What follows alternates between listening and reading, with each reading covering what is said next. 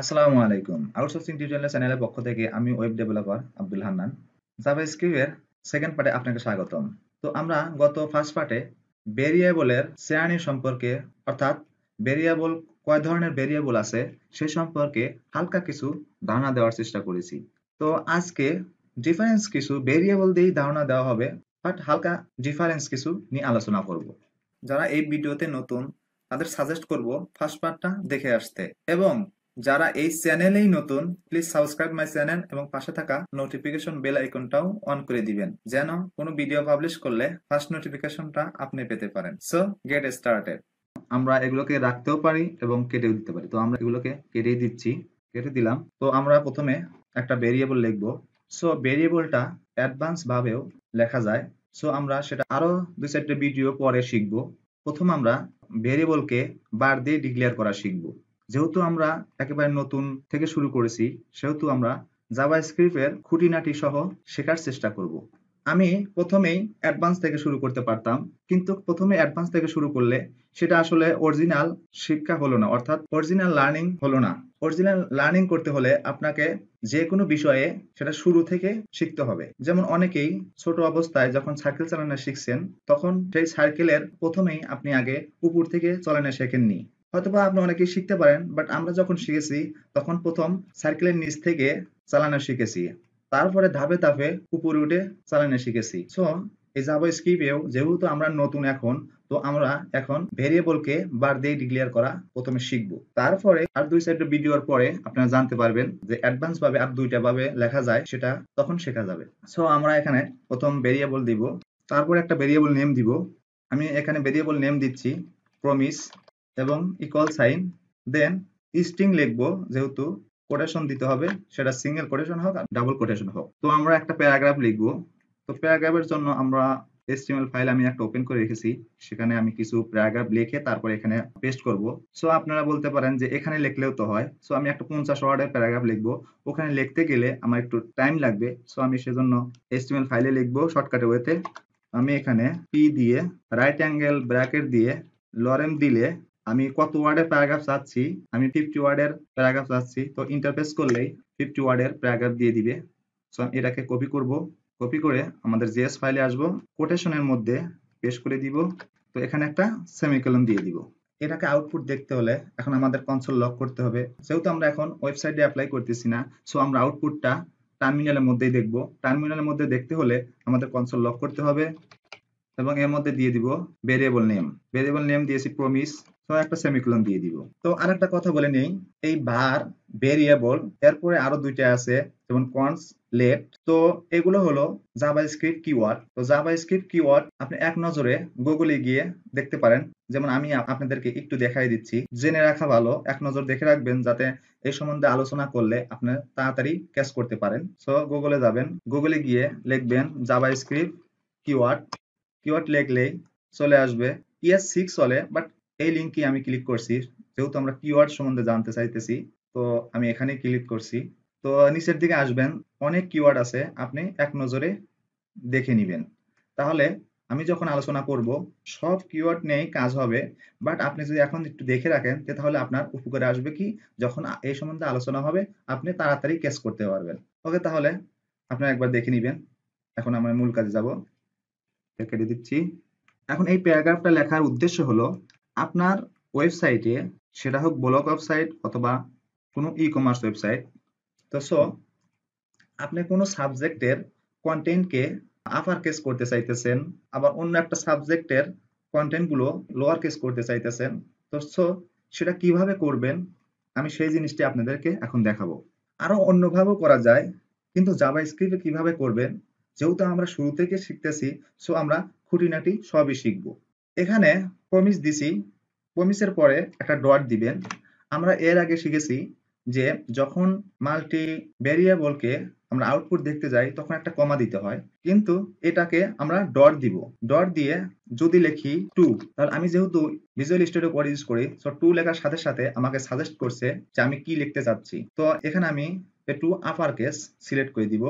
তারপরে আপনি first bracket দিয়ে দিবেন, এটাকে প্যারেনথিস বলে, এবং সেকেন্ড ব্র্যাকেটকে কার্লি ব্র্যাকেট বলে, থার্ড ব্র্যাকেটকে স্কোয়ার ব্র্যাকেট বলে। সো আমি সেটা বলছি না, আমি ফার্স্ট ব্র্যাকেটে বলছি। আপনারা অবশ্যই জানেন, কারণ যে আপনারা HTML CSS বোস্টআপ শেষ করে আসার পরেই জাভাস্ক্রিপ্ট এসেছেন। সো আমার কথায় যদি কোনো ভুল হয়ে থাকে একটু ক্ষমার দৃষ্টিতে দেখবেন।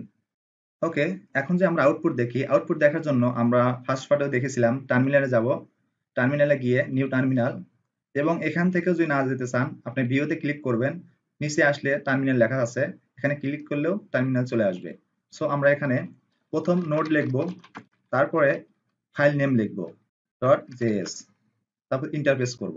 শুধু ফার্স্ট বার আপনাকে লিখতে হবে, তারপরে লিখতে হবে না। আপনার কিবোর্ডের আপার অ্যারো আছে, সেটা শুধু পেস্ট করলে চলে আসবে। সো আমি এখন ইন্টারফেস করছি। ইন্টারফেস করলে আপনারা দেখতে পাচ্ছেন যে সব আপার কেস হয়ে গেছে। সো অনুরূপভাবে আপনি চাচ্ছেন সব লোয়ার কেস করতে, আমি এটাকে কপি করছি, কপি করে আমি এখানে পেস্ট করে দিব, তাহলে আমার টাইমটা অনেক বেঁচে যাবে। তো সব এখন আপার কেস হয়ে গেছে। অনুরূপভাবে শুধু আর কিছুই না, এখানে শুধু চেঞ্জ করে দিবেন টু, এই যে লোয়ার কেস চলে আসছে, আমি এখানে সিলেক্ট করে দিব।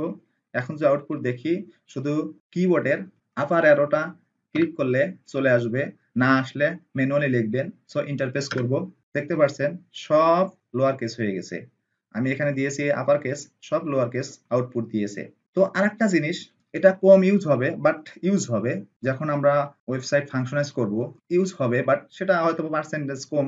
আপনি কোনো একটা সাবজেক্টের মধ্যে কোনো একটা ওয়ার্ডকে ফাইন্ড আউট করতে চাচ্ছেন যে এই ওয়ার্ডটা কত নাম্বার পজিশনে আছে, তার জন্য আপনাকে টু লোয়ার কেস কেটে দিব, কেটে দিয়ে এখানে লিখবো ইন্ডেক্স অফ। সো আমি ইন্ডেক্স অফ দিয়ে দিচ্ছি। ইন্ডেক্স অফ সম্বন্ধে পরে আরো আলোচনা হবে।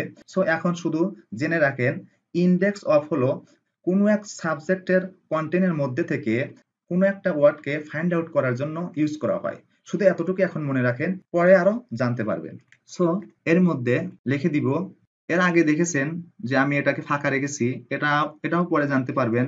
এর মধ্যে প্যারামিটার হবে, প্যারামিটার নেম হবে। সো এখন যে আমি বলি তো হয়তো বা নতুনদের জন্য একটু সমস্যা হয়ে যাবে, সেজন্য আমি কিছু কিছু যেটা এখন প্রয়োজন সেটা বলতেছি, যেটা এখন প্রয়োজন না সেটা পরে এমনি এমনি জানতে পারবেন।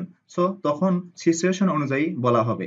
এখন যদি বলতে যাই সবকিছু, তাহলে অনেক কিছুই প্যাচ লেগে যাবে নতুনদের জন্য। সো আমি এখানে কোন ওয়ার্ডটাকে ফাইন্ড আউট করতে চাচ্ছি সেটাকে আমি এখানে লিখবো। যেহেতু এটা স্ট্রিং, সেহেতু আমাকে কোটেশন দিতে হবে, সেটা হোক ডাবল এবং সিঙ্গেল। সো আমি কোটেশন দিচ্ছি, আমি চাচ্ছি এই সিটটাকে ফাইন্ড আউট করতে সেটা কয় নাম্বার পজিশনে আছে। তো আমি এটাকে এখানে দিয়ে দিব। এখন যে আমরা আউটপুট দেখি, সো সেম সিস্টেমে আসবো, কিবোর্ডের আবার অ্যারোটা প্রেস করব, দেন ইন্টারফেস। আমাকে বলতেছে 18 নাম্বার পজিশনে সিট ওয়ার্ডটা আছে।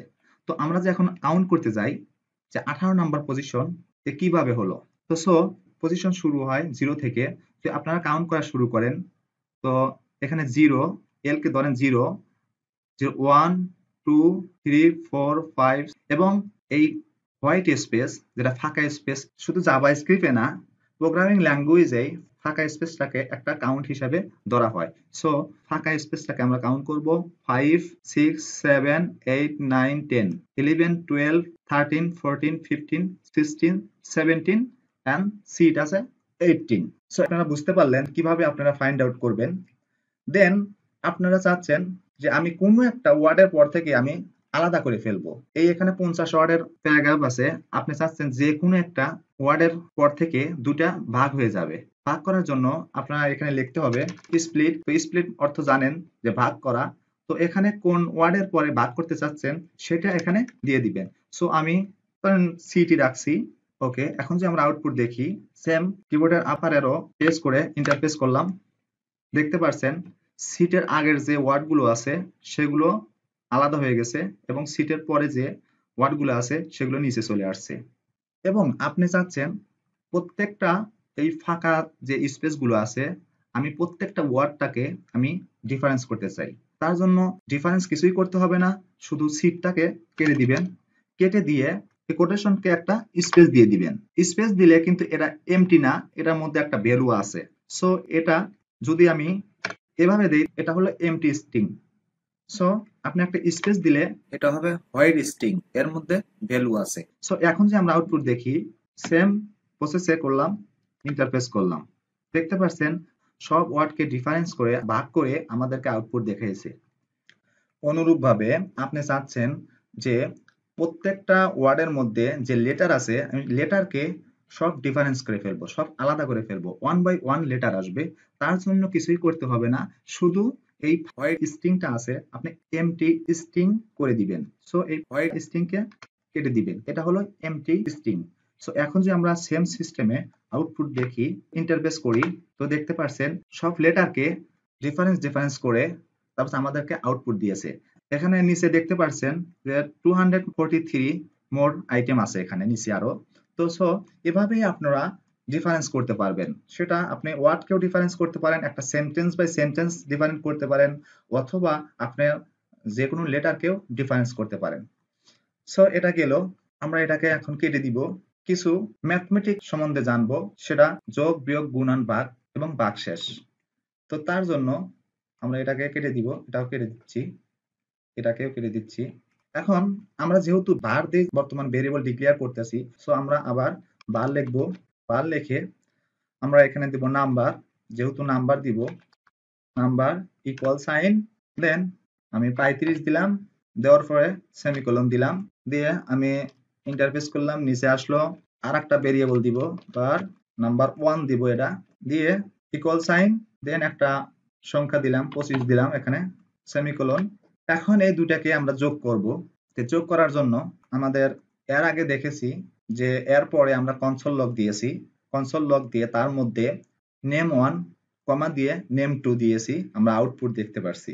বাট সেটা তো দেখছি ডিফারেন্স ভাবে, এখন করব যোগ, সেজন্য আমরা আরেকটা ভেরিয়েবল দিব, বার টোটাল ইকুয়াল, দেন এখানে লিখব number plus number 1, then semicolon দিব।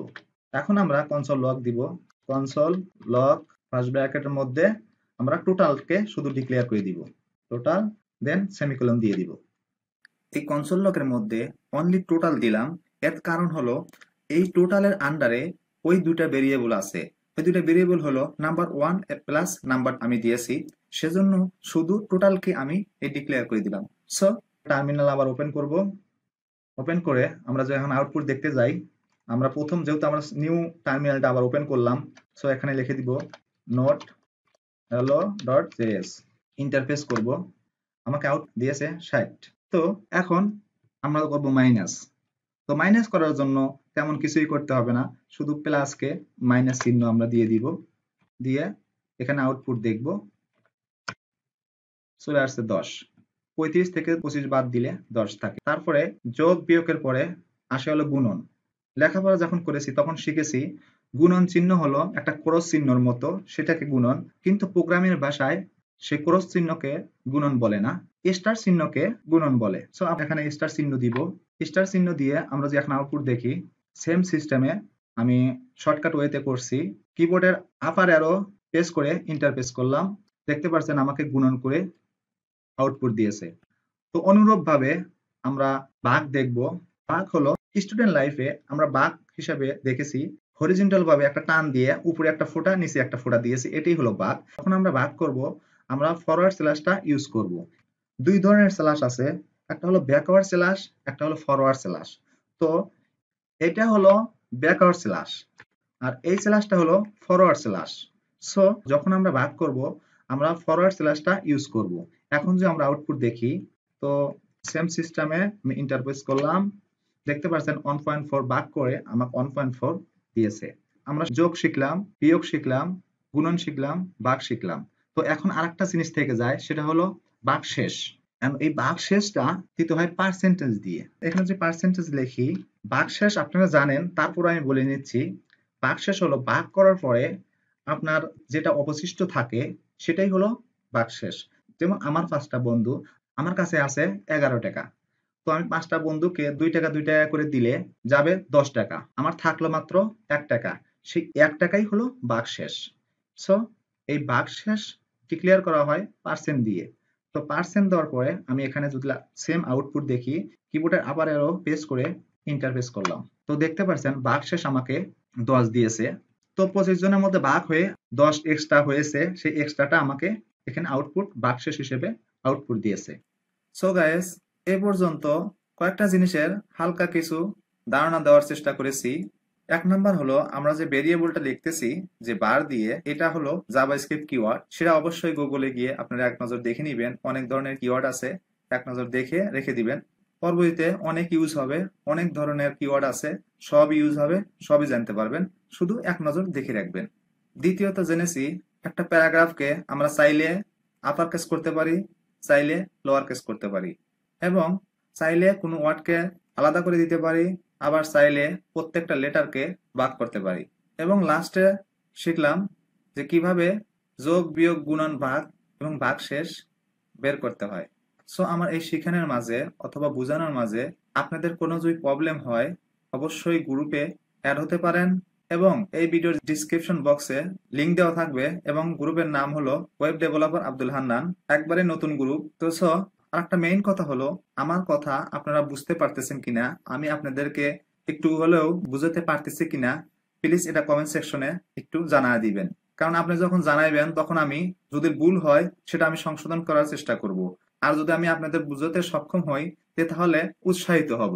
আপনাদের কাছে আমার এই একটা আবদার যে আপনারা অবশ্যই কমেন্ট বক্সে যে কোনো একটা মত দিবেন, এবং কোনো ভিডিও যদি আপনাদের কনফিউজ থেকে যায় সেই ভিডিওর পার্ট নাম্বারটা লিখে আপনারা বলতে পারেন যে ভাই এই ভিডিওটা আবার রিপাবলিশ করেন। সো আমি ওই ভিডিওটাই রিপাবলিশ করব না, ওই ভিডিওর টপিক নিয়ে হয়তোবা অন্যভাবে বোঝানোর চেষ্টা করব যাতে আপনাদের কনফিউজটা দূর হয়ে যায়। সো গাইস, যারা এখন আমার চ্যানেলটা সাবস্ক্রাইব করেন নাই, প্লিজ সাবস্ক্রাইব মাই চ্যানেল, এবং পাশে থাকা নোটিফিকেশন বেল আইকনটা অন করে দিবেন যেন কোনো ভিডিও পাবলিশ করলে মিস না হয়। সো দেখা হবে নেক্সট ভিডিওতে। আল্লাহ হাফেজ।